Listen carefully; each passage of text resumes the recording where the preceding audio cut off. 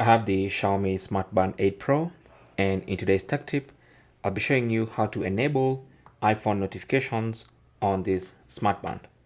So what you want to do is go to the Mi Fitness app on the iPhone. Okay, so normally this is the home page.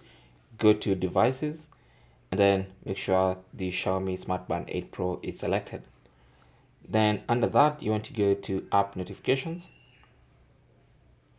and then you should see app notifications is disabled, so you want to enable that. That's basically going to grant the Mi Home app, the Mi Fitness app on your phone to see your iPhone notifications. And then now you can go ahead and choose which notifications you actually want on your smart band.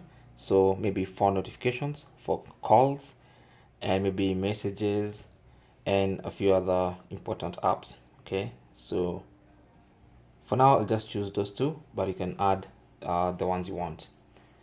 Thanks for watching. Comments and questions down below, and good luck.